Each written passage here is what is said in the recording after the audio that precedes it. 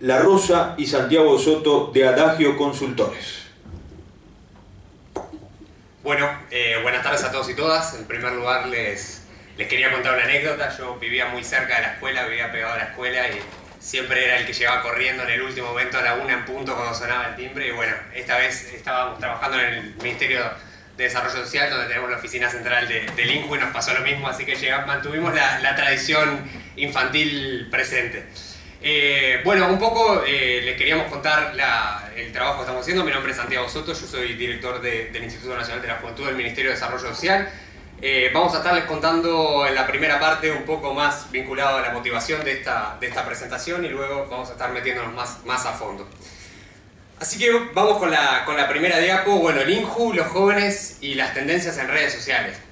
Ahí nosotros teníamos la primera misión de presentarles un poquito qué es lo que hace el Instituto Nacional de la Juventud, que no necesariamente todos tienen que saber en este momento. El INJU estuvo muy asociado en su historia a la Casa INJU de Actividades Culturales acá en la ciudad de Montevideo y a la Tarjeta Joven.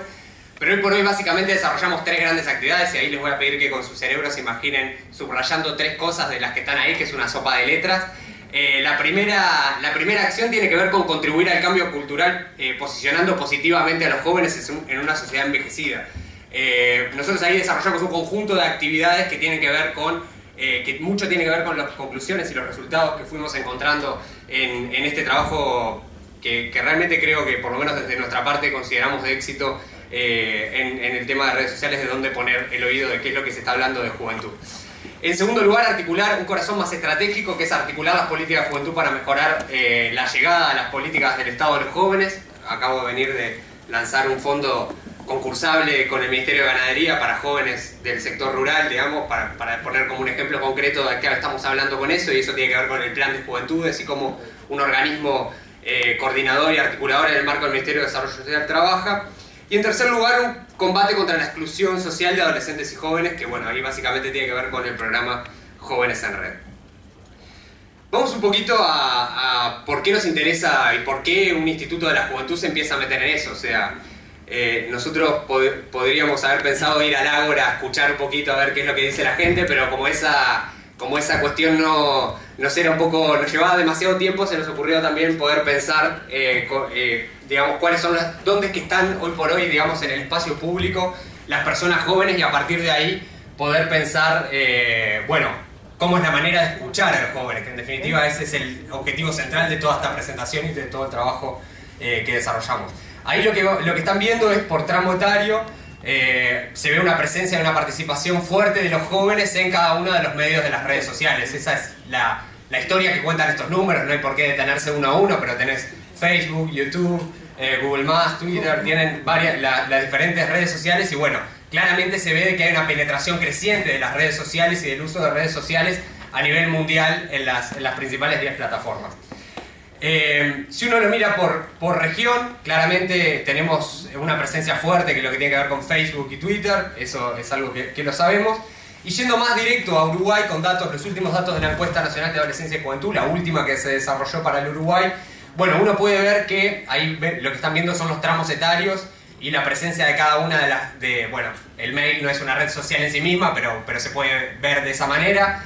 Y ahí uno ve también que las barras están sesgadas hacia los más jóvenes, o sea, los jóvenes, salvo en el caso del mail, que es un caso particular, digamos, que tiene que ver con que los jóvenes han abandonado un poco, ¿no?, de esa idea de los mailing y toda esa cuestión. Desde el INJU le hemos abandonado un poco porque los jóvenes no están presentes, pero sí en Facebook y en Twitter tenemos una penetración bastante grande, y estos son datos que tienen ya 1 año y pico, así que son dinámicos y deben haber crecido de forma importante. Ahí se ve, por ejemplo, que Twitter ya probablemente con el pasaje del tiempo nada más haya crecido, además de por el dinamismo general en todas las edades, por el dinamismo que trae el crecimiento de los jóvenes que en ese momento tenían entre 12 y 14 años. Luego queríamos mostrarle un poco qué pasa con el perfil de ingreso. Ustedes, por quintil está ordenado, o sea, desde el 20% más pobre al 20% más rico. Si uno ve, Facebook es una herramienta muy democrática, entonces para un Instituto de la Juventud era importante poner el oído bien fuerte en la cuestión vinculada a Facebook, porque claramente democrática en el sentido de que está presente con una intensidad, no hay un perfil socioeconómico muy marcado, por lo menos respecto a otras redes sociales. En el caso de Twitter sí, Twitter tiene un sesgo bastante más amplio. Si uno ve, 1 de cada 3 jóvenes del quintil más rico tiene Twitter, usaba Twitter cuando esto se hizo. Es probable que ahora esa evolución haya avanzado porque realmente es vertiginoso. Estos son datos de lo que pasa oficiales de encuestas continuas de hogares que mechadas con la encuesta de juventud. Y uno de cada 6, creo, en el primer quintil de ingresos de la población. Entonces, todo esto, decíamos, las redes, el INJU claramente tiene un rol de posicionarse como, digamos, el vértice en cierto sentido, o por lo menos un nodo importante de contacto de los jóvenes con las políticas públicas, con el Estado. Nosotros tenemos esa misión por ley, pero además tenemos esa convicción de que las políticas públicas de juventud tienen que llegar a las personas jóvenes y para eso un instituto de la juventud tiene que estar muy presente. Y bueno, en eso queríamos escuchar un poco de qué estaban hablando los jóvenes y dónde ellos más estaban. Dijimos, el ágora no corría más, hubiera sido interesante en el siglo V a.C. en Atenas haber ido al ágora y sentarse a escuchar qué es lo que pasaba, pero esa imagen no la pudimos tener. Entonces, sí estamos pensando en el tema de Big Data para nuestros jóvenes como una herramienta que nos trae Adagio y que a nosotros creo que nos calza al hilo, digamos, y al dedillo de lo que estábamos buscando para poder efectivamente agrandar las orejas que... para que las políticas se parezcan a las necesidades de los jóvenes, tenemos que tener el oído, por lo menos tenemos la esperanza de tener el oído bien desarrollado mediante la escucha. Y entonces ahí se va a presentar a continuación parte de la investigación mediante la extracción, almacenamiento de datos, visualización y análisis sentimental. Así que los dejo ahora con Pablo. Hacemos cambio. Bueno, mi nombre es Pablo Ibarra, más que algunos ya me conocen, o la mayoría no. Soy director ejecutivo de Adagio, ¿sí? Y hoy lo que venimos a mostrarles es, bueno, qué solución, en función de las tendencias y la necesidad que hay de escuchar a la juventud, podríamos ofrecer desde la tecnología de Big Data y Business Intelligence. Ahora vamos a ver un poquito, una cara conocida. Ahora vamos a ver un poquito de qué se trata esto. Fíjense ustedes, esta es la solución del Papa Benedicto, 2005. La timidez que tiene una persona aquí a la hora de sacar el teléfono e intentar sacar una foto. Supongo que va a sacar una foto. Hay una persona ahí que está viendo a ver si no le pega nadie, a ver si saca el teléfono y lo saca. A ver qué va a hacer. ¿Sí? Otra persona ya está mirando al fotógrafo como algo raro, ¿sí? Anecdótico. Vamos a ver que ustedes empiezan a pensar qué pasa hoy en el 2015, cuánto ha cambiado. Vámonos al 2013, ¿no? A la asunción del Papa Francisco. Y la diferencia.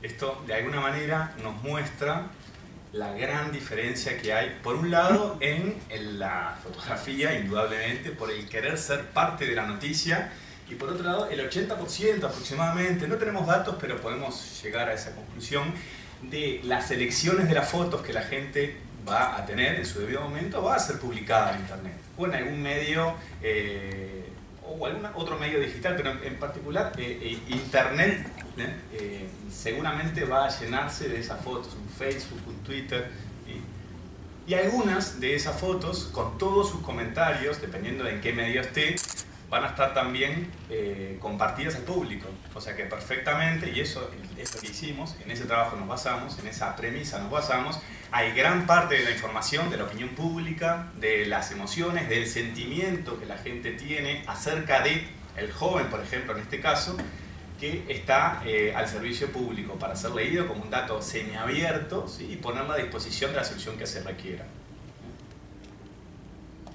Crecimiento de los datos. Estábamos hablando hace un tiempo que la información semiestructurada o directamente no estructurada, dígase videos, audios, información en páginas web con distintas estructuras no homologadas, toda esa información era muy complicada, era muy difícil trabajar con las mismas.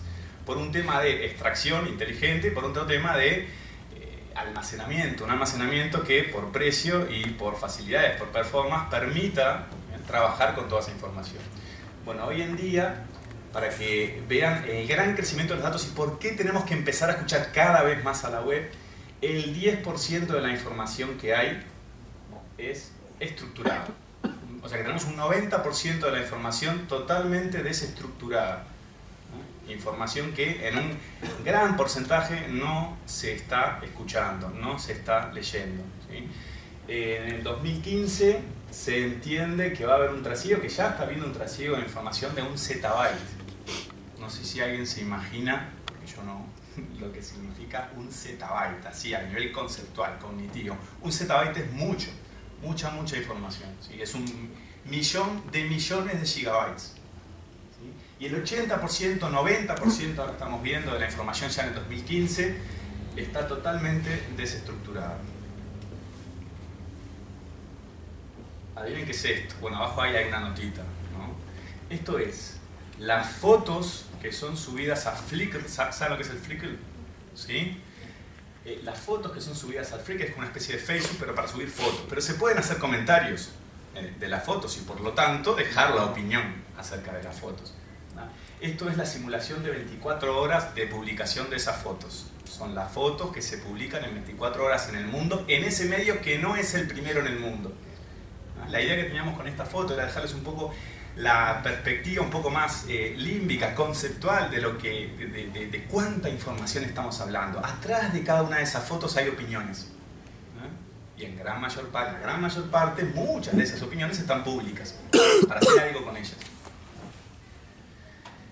Esto es una gráfica excelente que en su momento produjo Intel, que muestra para cada medio, ¿sí? para cada red social digital, información importante. Por ejemplo, tenemos que Flickr tiene 20 millones de vistas de fotos en cada minuto en Internet, ¿sí? 20 millones. Tenemos en Facebook, por ejemplo, con 6 millones de vistas de mensajes o lo que sea, una imagen puede ser, por minuto. En Google, más de 2 millones de búsquedas, de consultas. Información que también de alguna u otra manera se puede empezar a deducir. Bueno, Amazon, LinkedIn tienen 100 cuentas en cada minuto que se están creando. Y por otro lado, ahí me gustaría destacar, porque esta página es muy rica, me gustaría destacar esto que está acá, ¿no? En el 2013, estoy viendo mucho, ¿no? En el 2013, el número de dispositivos que hay en la red, el número de dispositivos que había en la red era aproximadamente igual a la cantidad de población en el mundo, a la cantidad de gente en el mundo. En el 2015, el número de dispositivos que hay en la red duplica, en solo 2 años, duplica la cantidad de gente en el mundo. Ahí tiene Sandra de Carlos 2 dispositivos, y ¿por qué no sacaste el resto? Seguramente. Bueno, ¿qué es Big Data? ¿Todos trabajaron? ¿Alguno trabajó con tecnología Big Data? ¿Sí? ¿Redes sociales? ¿Quién de ustedes no ha trabajado, no ha colgado algo en Facebook, en Twitter? ¿Sí? Somos tímidos, pero seguramente todos nosotros hemos hecho algo. Los 4 pilares Big Data, un poco para sincronizar diccionarios. O sea, estos 5 pilares, perdón, porque este es un pilar que se ha agregado últimamente, y ya hay un consenso entre inteligencia de negocios y Big Data de que este pilar tiene que estar, el valor. Ahora vamos a ver lo que significa. Estos pilares tienen que estar siempre presentes en una tecnología, por lo tanto en un problema, en la solución de Big Data, ¿sí? Primero que nada, lo primero que vimos es el volumen, el gran volumen de información que hoy hay y que ya existe desde hace algunos años, pero que hoy tenemos la tecnología como para abordar lo que es la información semiestructurada y totalmente desestructurada que hay en la web. ¿Sí? Necesitamos poder almacenar y de la manera más barata posible y con la performance adecuada toda esa cantidad de información, ¿sí? Que es algo que a veces las bases de datos relacionales nos limitan por precio y por las estructuras que nos permiten ya para los técnicos. Después vamos a tener una parte que va a divertir más a los técnicos quizás. La información básicamente acá se puede guardar por video, se debería guardar el mismo video así como está en el sistema de almacenamiento, ¿sí? El audio y así cada uno de esos documentos semiestructurados o no estructurados. La variedad, la heterogeneidad de la información con todo lo que hemos visto hasta ahora de redes sociales y más, datos biométricos, ¿sí? Datos de sensores automáticos que pueden estar recibiendo señales cada un segundo, con una milésima de segundo. Los mismos videos, esos videos que hoy puede haber en determinado barrio, en las calles, para grabar a la gente que se está moviendo en determinadas zonas, ¿sí? Para después hacer algo con esos videos y en lo posible automatizadamente, por lo menos que nos den una sugerencia de dónde puede estar el problema, ¿no? Para ser precavidos. La velocidad con todo este volumen de información, si hace 10 años lo hubiéramos almacenado en algún lugar muy creativo tenía que ser para poder almacenarlo en algún lugar, ¿sí? Teras y petabytes de información, muy caro, era muy caro, ¿sí? Pero para poder hacer algo de eso y no estar días y días procesando esa información y abortando proyectos porque el sponsorship no nos bancaba más, proyectos tan caros, ¿sí? Hoy en día, bueno, tenemos que trabajar con otro tipo de algoritmos, con otro tipo de procesamiento, ¿sí? Que trabaje en multiparalelismo, por ejemplo. Por otro lado, la veracidad. La información que tenemos acá es muchísima, pero tenemos que limpiarla como para trabajar con la información que tenga sentido. La información en datos estructurados tiene que ser limpiada, tiene que ser en determinado momento masajeada y filtrada. Imagínense con los datos semiestructurados. Estábamos viendo el otro día haciendo un análisis de sentimiento de unos mensajes y había unos mensajes que nos daban mal, no eran positivos, eran negativos, pero había sarcasmo atrás, había cinismo, ¿sí? Entonces, bueno, ¿qué tan veraz era nuestra evaluación de ese mensaje en cuanto a la positividad, en cuanto a esa polaridad? Y no era muy buena. Pero bueno, se toman heurísticos como para llegar a las conclusiones mejores. Y eso es Big Data. Y por último, el valor. No es sacar la información por la información, no es hacer un proyecto de Big Data por el proyecto de Big Data nomás o por ser innovador tecnológicamente, sino que la idea, y es uno de los factores que a veces van en detrimento de un proyecto de Big Data en una organización, la idea es ponerse un objetivo claro, ¿no? Lo mejor posible en el corto plazo y que sea factible. Y así ir avanzando e ir conociendo cada vez más tecnología y algoritmos. ¿Con qué tecnología contamos? No es por asustarlos. Esto es la cúspide del iceberg de la tecnología que hoy está disponible para trabajar en Big Data. Muchísima tecnología. Que hay de todo acá. Hay tecnología de infraestructura, tecnología analítica, de BI, tecnología de aplicaciones, para procesamiento del lenguaje natural, para almacenamiento relacional, semi-relacional, semi-estructurado, no estructurado completamente, y algunas algoritmos de inteligencia artificial, algoritmos de data mining, y alguna otra algoritmia más y algunas otras aplicaciones que son cubiertas hoy por las ofertas que da el mundo privativo. Y de código abierto para Big Data tenemos esto. ¿Qué es lo que les queremos dejar acá? No es un mensaje de pánico, es un mensaje de empezar de a poco. Realmente, si tienen claro cuál es el objetivo, cuál es la solución, ¿sí?, que quieren abordar, a la que quieren llegar, con 5, 6, 7 tecnologías hoy en día se puede abordar el problema. Ahora vamos a ver las tecnologías utilizadas para la solución del MIDES. Primero que nada vamos a ver los paneles. ¿Parece?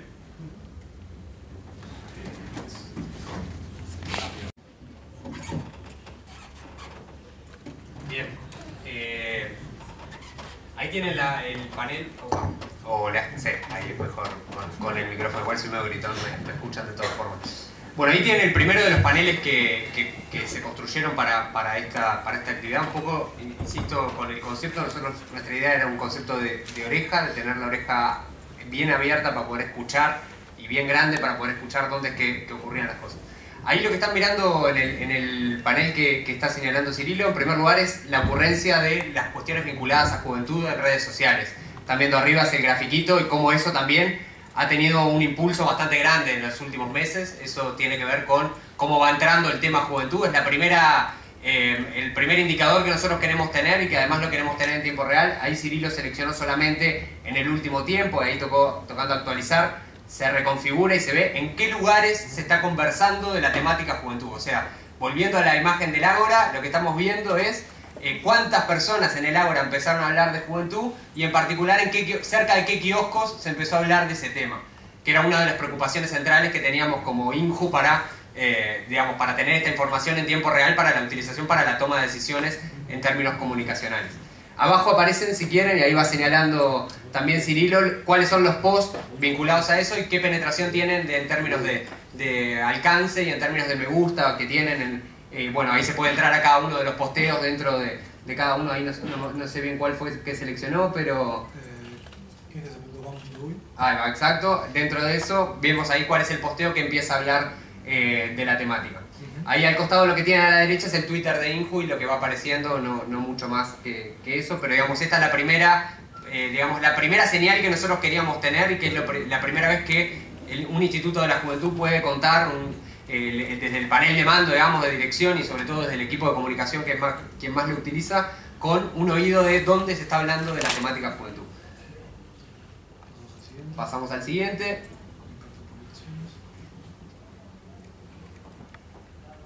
Esto es en tiempo real. Ahí lo que estamos mirando es el impacto que tienen las publicaciones, otro indicador más de profundidad, digamos, más allá de las cosas que tienen que ver con, bueno, cómo se está hablando de la temática, cuándo es que empieza a aparecer en las redes sociales y en los medios la temática de juventud, ver también el impacto que tiene. Eso le podemos filtrar por un medio, podemos ponerle una palabra y en función de eso nos dice dentro del INJU dónde es que aparecen los comentarios vinculados. Si quisiéramos poner ser joven no es delito, que es la carrera nuestra, bueno, ahí nos aparecerían los posts vinculados a eso. Lo podemos comparar también con un segundo medio, si miramos para abajo, para ver el impacto que tiene la campaña Ser joven no es delito en la página del INJU contra el impacto que tuvo, por ejemplo, en el diario El País, para ver cuál es el impacto, la penetración que tuvo, digamos, la conversación en torno a la temática. Una vez que sabemos que se empieza a hablar de juventud, una campaña específica, qué penetración tiene en cada una de los medios. Después tenemos para desarrollar que la idea también es poder hacer la comparación en todos los medios al mismo tiempo de algunas palabras. Cómo impactó en la totalidad de medios seleccionados, que son una selección que nos llevó un tiempo, que son los más pertinentes en la temática de juventud, para que nos diga, bueno, en el conjunto de páginas que están hablando de juventud, por ejemplo, Ser joven no es delito, dónde tuvo mayor impacto, dónde se conversó más, ver si poder hacer un drill down y meternos en la primera publicación y ver a fondo qué es lo que está diciendo la gente, qué es lo que está comentando. Esta es una, digamos, de las pestañas que nos dan más jugo. La primera es más una cuestión más de sensación térmica, es un termómetro. Esta es más de lupa, ¿no? O sea,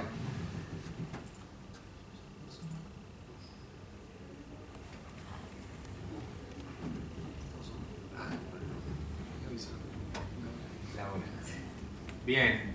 El tercer panel, que para nosotros era un panel súper importante y súper impactante, de los cuales seguro vamos a poder conversar mucho durante mucho tiempo. Nosotros desde el instituto, como les decía al principio, uno de nuestros ejes centrales tenía que ver con posicionar a los jóvenes desde un lugar positivo en la sociedad. Teníamos la convicción, teníamos la corazonada, la sensación térmica de que los comentarios vinculados a la cuestión de jóvenes, de menores, de adolescentes, era una cuestión que estaba muy sesgada hacia los comentarios negativos, que tiene que ver con el rol que históricamente le ha asignado a nuestra sociedad a los jóvenes, desde el peligro, desde el miedo. Si ustedes piensan la consigna Ser joven no es delito que les traía recién, es una consigna que tiene más de 20 años en el Uruguay, que empezó a ser escrita en los muros de la ciudad de Montevideo mucho antes de Facebook, mucho antes de Twitter, mucho antes de que existiera una ampliación de Internet como tenemos ahora. Y entonces lo que estuvimos construyendo es un panel que nos da, una vez que sabemos que se está hablando de la temática, nos da, ahí lo tienen en el histórico, digamos que lo tienen todo seleccionado, nos da para, en esa tabla, digamos, que ustedes están viendo ahí abajo, nos da para adolescente, joven y menor, creo, en ese orden.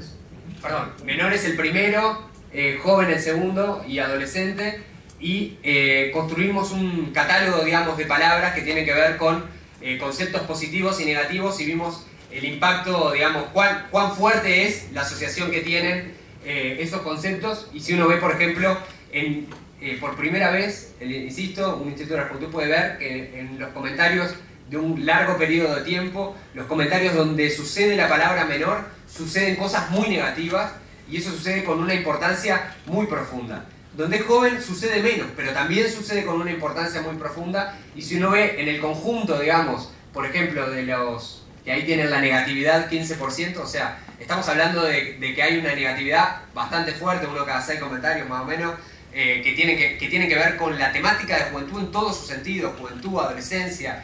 O sea, para nosotros esto es impactante, y además poder seleccionar y ver si cuando explotan las noticias de juventud explotan en negatividad o en positividad, que lo podemos seleccionar ahí en el panel. Si uno selecciona ya más a la derecha, actualiza un periodo más corto, por ejemplo, podría seleccionar ahí. Podríamos seleccionar en las últimas semanas a ver qué es lo que está sucediendo. O sea, podemos ver si está explotando la temática de juventud, si dónde está explotando esa temática de juventud, y si esa temática de juventud requiere intervenciones comunicacionales que tienen que ver con reposicionar los temas vinculados a los temas que nosotros consideramos más positivos o más negativos, de acuerdo al catálogo o informales y formales. Tenemos ahí una clasificación que armamos, que no los queremos aburrir, pero les podemos explicar en mayor detalle. Luego tienen ahí El gráfico más de concurrencia, digamos, de las palabras son el conjunto de los conceptos que clasificamos en esas categorías que teníamos en la primera tabla. Los tenemos ordenados de a uno, puestos vis a vis, ¿no? O sea, la diagonal es uno, ¿no? O sea, es uno contra el otro. Sí, llegan a ver las palabras. Y tenemos delito, rapiña, hurto, amigo, familia, amor. Tenemos palabras vinculadas a lo positivo, negativo, que tecnología, innovación, cosas que en general de nuestra experiencia de trabajo en comunicación, el equipo de comunicación construyó un catálogo de palabras que le parecía razonable y que además testeamos y vimos cuán robusto más o menos podía ser, que tiene que ver con la temática de juventud, que tenía sentido ver la concurrencia de esas cosas. Esto lo podemos ordenar también por frecuencia, por ejemplo, dónde es la concurrencia que sucede más. Por ejemplo, ahí tenemos muchas cosas vinculadas a familia, que es la que tiene más peso, pero luego podemos ver cómo se relaciona. Ahí en salud es la segunda fila y tenemos para todas las columnas cómo concurren esas palabras. Uno puede seleccionar ahí, por ejemplo, salud y familia. Si uno lo seleccionara ahí y hiciera clic, abajo le va a aparecer otras palabras que no necesariamente estaban en el catálogo que nosotros construimos, pero que tiene sentido ver la frecuencia. Abajo del todo tiene sentido ver la frecuencia de concurrencia de esa palabra con otras que suceden de forma importante. O sea, estamos hablando que nos está dando un toco de información que hasta ahora para nosotros eran impresiones, corazonadas, etcétera, pero que ahora no solamente confirmamos una hipótesis que me parece que estuvo muy vigente en la discusión de la temática juventud, sobre todo el año pasado, lo que fue la campaña de Nora Vasca también, más allá de la postura que tenga cada uno, sin lugar a dudas suscitó un debate sobre el rol de los jóvenes, los menores, los adolescentes en la sociedad. Ahora tenemos un instrumento para ver y además ver en tiempo real cómo es la evolución de esa discusión en las redes sociales que, insisto, obviamente tienen un sesgo de que quienes comentan, a veces los comentarios ácidos están sobrevalorados en las redes sociales y tienen una presencia mayor, pero bueno, tiene que ver con lo que va produciendo como discurso la sociedad en una base informacional que realmente no creo que ningún director anterior de INCU haya podido imaginarse que se podía trabajar con tanta información, porque realmente es una cosa muy novedosa que tiene que ver con las herramientas que Adagio nos puso arriba de la mesa para la cuestión de Big Data. Por último, le vamos a mostrar el grafo social nuestro. Acá lo que tenemos es el grafo de fanpage con las que interrelaciona el instituto.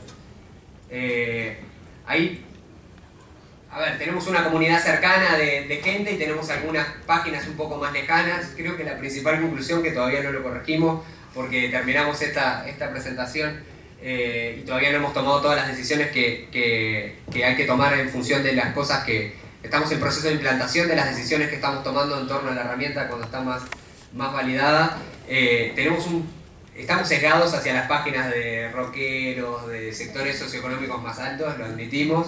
Es una cosa que en nuestro grafo ya estamos más cerca. La fanpage de INCU que tiene un alcance bastante grande y sobre todo una tasa de interacción muy grande para lo que son las páginas del Estado.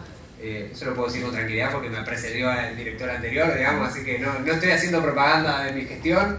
Quédense tranquilos que estamos nada más valorando lo que ha avanzado y lo que ha acumulado como institucionalidad en Uruguay estos 20 años de sello INCU.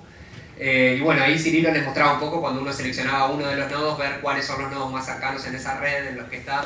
Y bueno, tenemos que tomar claramente acciones que nos acerquen en el grafo a otros temas sobre los que están hablando y sobre los cuales los jóvenes están indicando me gusta, están compartiendo, están comentando.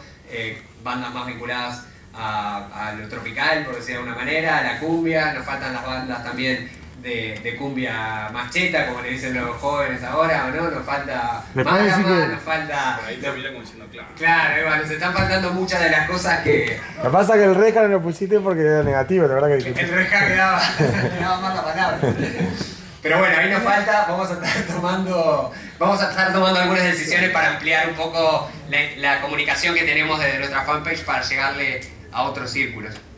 Ahora la idea era un poco mostrarles en el Gephi, no sé ahí Cirilo si querés tomar la palabra.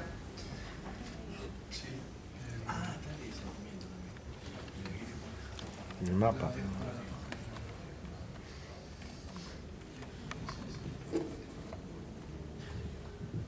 Neutral en cuanto a una opinión opinión X. Por ejemplo, en este caso está mostrando aborto, ¿sí? El problema que hay en Uruguay, en Sudamérica, en los países de habla hispana, es que la gran mayor parte de la investigación en cuanto a los diccionarios de información, en cuanto a los diccionarios de datos, sinónimos, parónimos y todos esos conjuntos, grupos de palabras que de alguna manera me categorizan una palabra en sí. Por ejemplo, árbol debería ser lo mismo emotivamente que árboles, arbolitos, árbol escrito con V, me cortan, árbol escrito sin tilde, con doble L, con H, como decía Sonia, ¿sí? Eso ocurre y cualquiera puede tener una falta ortográfica en Facebook, ¿eh? Y más hoy, creo que hay más que antes. Bueno, ese tipo de errores deberíamos considerarlos y en eso estamos, ¿sí? Después hay palabras que son más emotivas que sentimentales. Lo sentimental es negativo, positivo, neutral. Lo emotivo es alegría, rabia, ira, satisfacción, plenitud y así un conjunto de emociones que están comúnmente relacionadas también con un comentario, ¿sí? Entonces, en referencia a el aborto, podríamos hoy estar contando para una fecha determinada qué emoción o emociones y qué sentimiento hay y en qué parte de Uruguay si estuviera la location, si estuviera la ubicación de la persona, ¿de acuerdo? O, por ejemplo, si utiliza Twitter. Dependiendo de la red social digital, son más o menos solidarios, digamos, para este tipo de análisis. Nos comparten más o menos información. Un poco queríamos mostrar por dónde iba esa implementación. No sé si querés mostrar.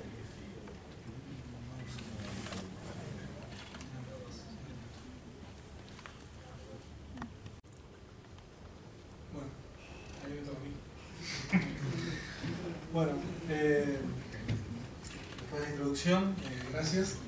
Vamos a hablar de... Vamos a lo que importa. Vamos a lo que importa. Vamos a hablar como informáticos y vamos a lo que importa. En realidad, vamos a tratar de entretenerlos, como dijo Pablo. Y vamos a hablar de cómo se hizo el panel de link. Extracción y almacenamiento. Lo primero que hicimos obviamente es una set de datos, una set de fanpage y de twitters, de donde se quiere escuchar la información, donde más se está en el Uruguay, donde más hay retweets, donde más hay comentarios, donde más hay me gusta, ¿no? Lo hicimos junto con el equipo de Linku, de Santiago, y llegamos a sacar de las Facebook de API, la API de Facebook y la API de Twitter, ¿no?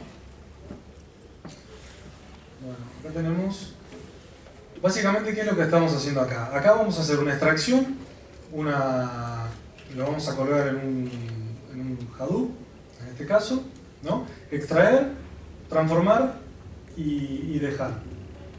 ¿Qué vamos a utilizar para la extracción?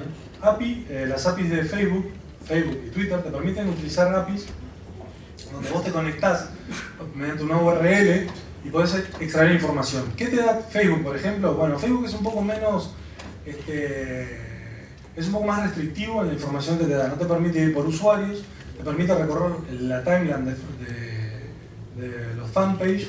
Por ejemplo, podemos sacar toda la historia de publicaciones de Linku.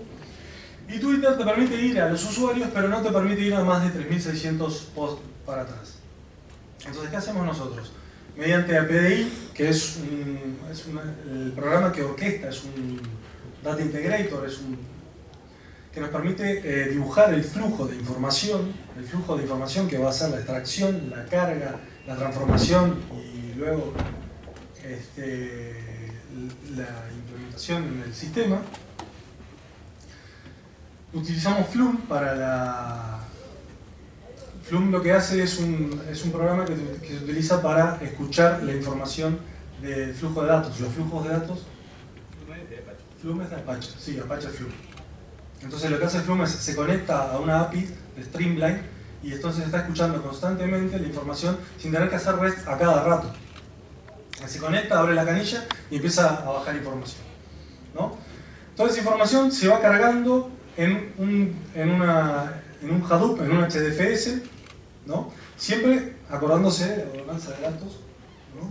En este caso, deberíamos acordarnos. Claro, porque lo que pasa comúnmente es que toda esta información que se va extrayendo queda como datos semiestructurados o no estructurados, pero nunca es lo que pasa cuando nos empezamos a meter en Big Data. No lo cruzamos, no le sacamos valor al cruzamiento que hay de la información que hoy hay en la empresa.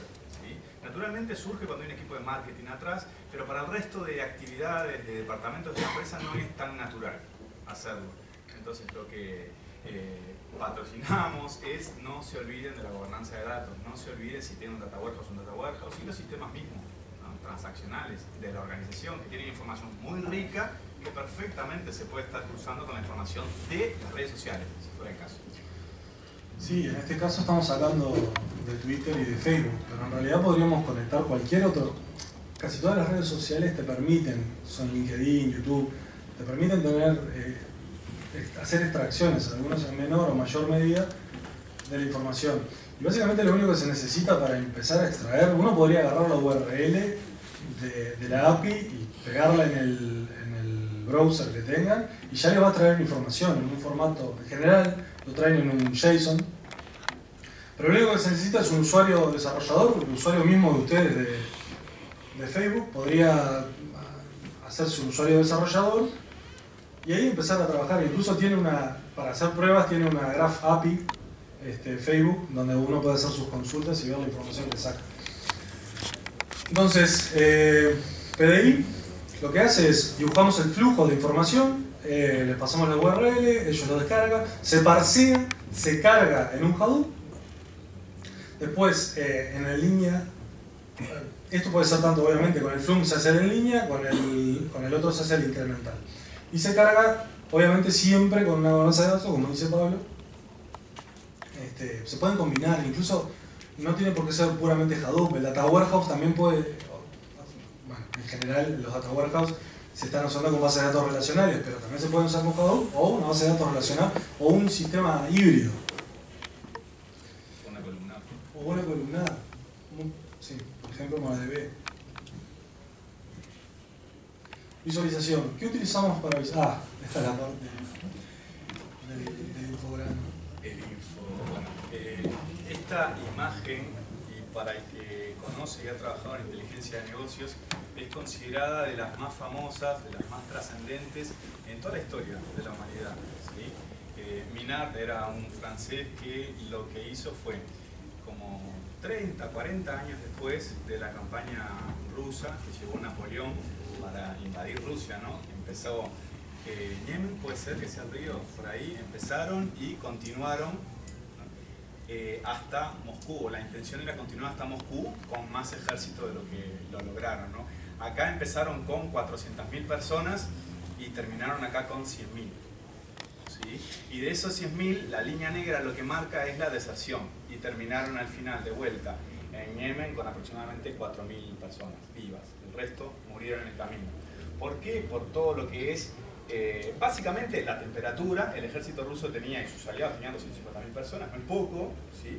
Pero estamos hablando de entre 400 y 600.000 personas, mucho más preparadas a nivel militar que lo que era el ejército ruso, ¿sí? A nivel estratégico, todos conocemos, ¿no? Napoleón.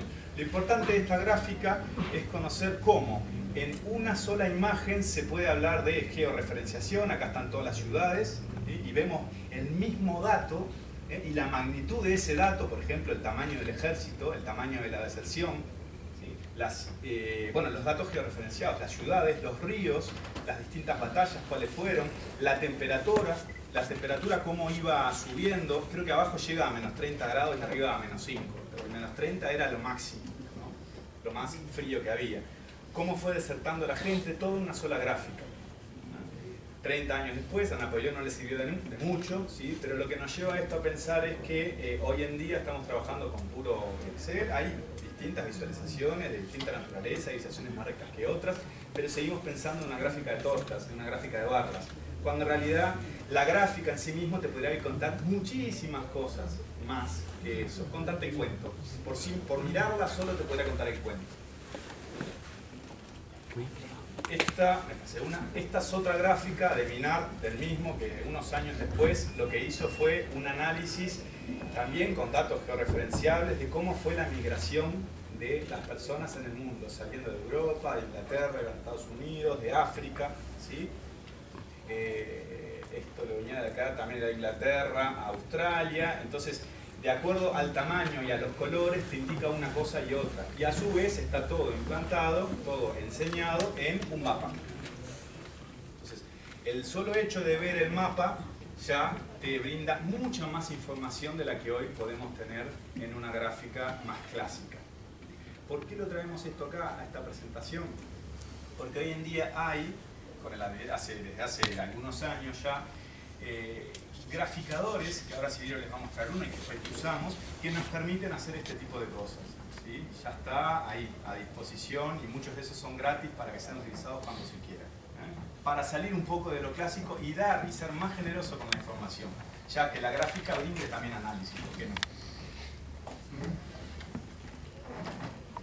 Bueno, a lo que se refería Pablo es a unas librerías de JavaScript que se llaman D3, son D3, Data Driver Document, y que es un poco las visualizaciones que estuvimos viendo en el panel de Linku, ¿no? Utilizamos los grafos dirigidos, tenemos también los evolutivos, las jerarquías con nivel, también no sé, los Google Chart, donde te dan tamaños según la intensidad de la palabra, te dan los tamaños y también te lo agrupa.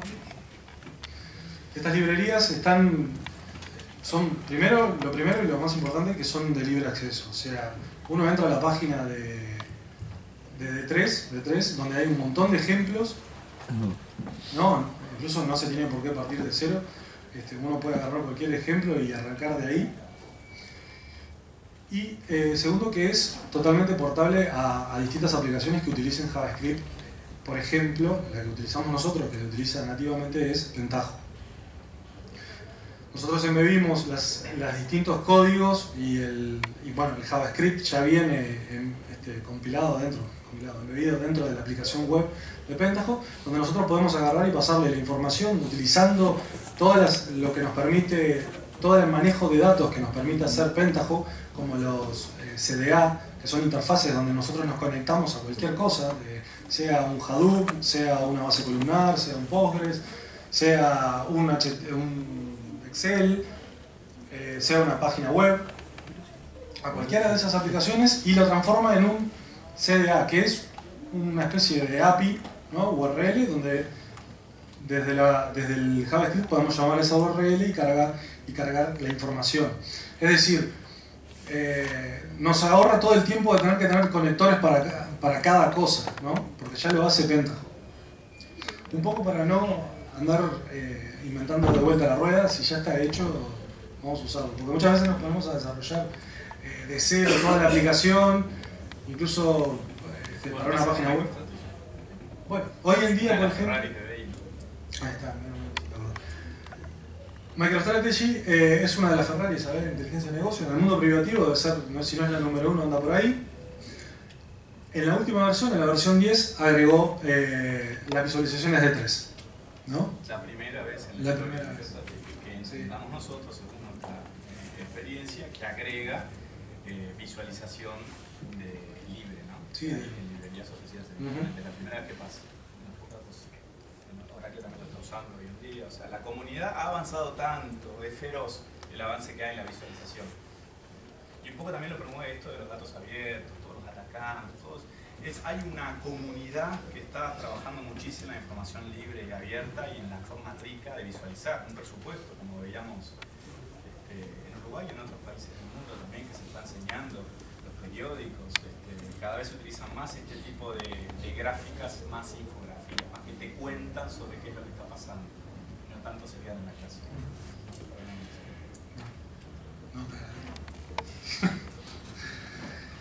Bueno, otra visualización es esta herramienta cliente, que el análisis que se utilizó para el Linku del grafo social fue hecho en esta herramienta que se llama Gephi, que lo que nos permite es importar información de manera...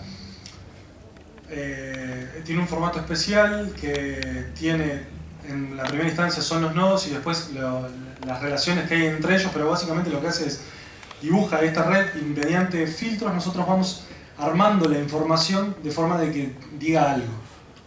Entonces tenemos clases como modularidad, ¿no? Que lo que hace es nos separa por afinidad y por otros parámetros en distintos grupos o colores los distintas fanpages que hacen me gusta o que son amigos de tu fanpage, ¿no? Acá fue que se dieron cuenta de que estaban sesgados. Esto también es una herramienta open source, se puede descargar de la página, tiene un montón de plugins y una de las cosas buenas que tiene es que tiene un plugin de exportación que deja el archivo en un formato, lo podemos dejar en una base de datos o mismo como un punto JSON para después importarlo en D3 y también desde Pentaho nosotros podemos importar ese archivo en su repositorio de datos y desde D3 consumir ese archivo. O sea, analizamos acá, lo exportamos y ya nos queda en el tablero de control para que lo use los directores. Y visualización utilizamos Pentaho. Pentaho es hoy en día la herramienta número 1 de inteligencia de negocios, es la suite número 1 de inteligencia de negocios en el mundo del open source. ¿No? Vamos a aclarar, el mundo del open source. ¿Qué decir? Bueno, ya lo estuve diciendo un poco más. Es una herramienta, es una suite de inteligencia de negocios, es una plataforma de inteligencia de negocios. Tenemos un repositorio de datos donde podemos guardar y centralizar la información, vamos a tener una gobernanza de datos porque vamos a tener una metadata centralizada para todos los usuarios, no van a ser Excel desperdigados por distintas carpetas o bueno, lo que pasa muy seguido, sino que va a estar en un repositorio con claves de acceso, con roles de acceso, donde aparte de paneles de control, que es la parte que está más bonita, también tenemos herramientas de análisis, donde podemos tomar drag and drop, o sea, arrastrar y dejar, y armar nuestros reportes, que el usuario final los puede hacer perfectamente porque es el que ha usado tales dinámicas, le va a resultar muy fácil. La diferencia es que acá estamos utilizando el poder de un servidor, ¿no? De una granja de servidores. Si tenemos para eso. Que es mucho mejor que utilizar la memoria de tu máquina para hacer... Porque estamos hablando acá de millones de datos, ¿no? Como dijo Ol. Y... bueno, esta es la parte... Para cerrar un poquito les queríamos dejar la idea de cómo se puede extrapolar, ¿no? Esta experiencia o esta tecnología a otras áreas. Salud, educación, en realidad puede cubrir todas las áreas que puede cubrir que puede tener cualquier empresa, cuyos intereses de cualquier empresa, en Uruguay, privada, pública, o el de uno mismo si quiere analizar información, o el de una pyme, por ejemplo, estábamos hablando, para ver la competencia un poco, en dónde está, cómo están hablando del producto que yo quiero empezar a promocionar en mi nueva empresa. Bueno, esto Big Data realmente sirve y apoya a un montón de necesidades y cada vez las va a apoyar más precisamente porque el 80%, el 90% de la información está ahí, está desestructurada, ¿sí? En salud, por ejemplo, tenemos varios casos de uso de Big Data, muchísimos. Uno de los más notorios y gratificantes también, porque el informático muchas veces no ve este tipo de cosas. Uno de los más notorios es cómo poder predecir en toda la información, a partir de toda la información que hay de los diagnósticos de sangre y de orina, quiénes van a tener cáncer en los 5 próximos años, quiénes van a tener diabetes, una aproximación aún más acertada, quiénes van a tener diabetes en los próximos 5 años. Desde el punto de vista de un ministerio, por ejemplo, esto ahorraría en costos muchísimo, puedes tener medicina preventiva. Y desde el punto de vista del ministerio también y del ciudadano, imagínense en todo lo que se ahorra, ¿no? En disgustos y en una falta de salud. Educación. Infinidades de aplicaciones se pueden implementar con Big Data. Por ejemplo, es en dónde están los reclamos hoy en día en cuanto a la educación y para qué centros educacionales, en qué regiones del Uruguay, ¿sí? En dónde están habiendo más faltas, por ejemplo, qué son los puntos que debería el próximo plan de educación corregir cuando vamos mismo a lo que se tiene que enseñar, ¿sí? Y así un montón de otros casos de uso, seguridad vial y seguridad del ciudadano. Podemos tener automatización de detección de caras, por ejemplo, con las cámaras que hay en la ciudad. Y de acuerdo a la detección de caras y a un registro de caras, si hay riesgo o no hay riesgo, dónde debería haber más cuidado de la policía. Ese es el extremo y creo que todos los países están yendo hacia ahí, pero es paso a paso, ¿no? En cuanto al turismo, y hace poco estuvimos trabajando con un equipo de España, Andalucía Lab, no sé si los conocen algunos de ustedes, pero lo que hace ese equipo es analizar, con Big Data también, con algoritmos de Big Data, es analizar cómo se ve a Andalucía desde el resto del mundo, como centro turístico, cómo se está viendo. Y cómo se está viendo de acuerdo a determinados temas, al precio, a la hotelería, al estilo de comida, a la danza, diversión, etcétera, etcétera. Podemos hacer un análisis emotivo o positivo a partir de ellas y también sacar conclusiones que hoy en día no están siendo sacadas del todo, no son del todo integrales esas conclusiones porque de repente están basadas en la selección de algún de algún turista que entra a Uruguay y deja en alguna encuesta la información. Bueno, las redes sociales están cargadas, minadas de información útil para ese tipo de aplicaciones que se quiere conseguir, o de información que se quiere conseguir en economía para predecir lo que se imagine, de estadísticas, todo esto de alguna manera influye a la economía también. Y por otro lado, precios, ¿no? La otra vez estábamos trabajando con una empresa de Perú que quería predecir el precio de los commodities porque han tomado malas decisiones, no oportunas en su momento, y han hecho perder muchísimo dinero. Entonces, basándose en las páginas de los gurúes, en las páginas en redes sociales, ¿no? Y en cuanto aparecen los commodities en revistas asociadas al tema, cuando aparecen determinado tipo de análisis o perspectivas o opiniones, seguramente ese no es un momento como para invertir en commodities. Esa es una conclusión que podríamos llegar a través de algoritmos de Big Data. Transporte y movilidad, ni hablar, industrias, las que se nos ocurren realmente. Y además hay áreas, por ejemplo marketing, que cruza a todas las industrias, absolutamente todas, y que tiene el comercial también, la parte humana, capital humano, tiene un montón de llegada, de abarcamiento a las soluciones que hasta ahora no habían sido contestadas. Por un tema de presupuesto, porque no estaba la algoritmia disponible. Y medio ambiente, ¿no? Para predecir en dónde están habiendo reclamos, predecir, para mirar, para escuchar en dónde en este momento están habiendo reclamos, por ejemplo, asociados a la contaminación de un río, ¿sí? Que no nos enteramos a no ser que haya un proyecto del BID que esté patrocinando ese tipo de escucha. Bueno, trabajando en las redes sociales rápidamente podemos conocer ese tipo de información. Por ahí, no sé si terminado, ¿no? Sí. No es muy fidedigna, ¿no? Esa foto, bueno, salió por ahí, no en medio soy yo, pero en 20 años. Un poquito más. 30 años, nomás. Ojalá. Con suerte. Mira, ese es un consejo. Bueno. Se pone la diversidad ahí, por lo menos. No sé si tienen dudas, preguntas de cualquier tipo, o sea, técnicas, no funcionales, de alcance. Igual nosotros vamos a estar por aquí, por fuera, comentar si tienen alguna duda de cualquier naturaleza. Y también les vamos a dejar en la página, de la organización, queda la PPT subida y además las direcciones, ¿no? de mail, por si tuvieran alguna duda. Bien, perfecto. Entonces les pido un fuerte aplauso, ya que van a estar por aquí. Si tienen alguna consulta, se la pueden hacer.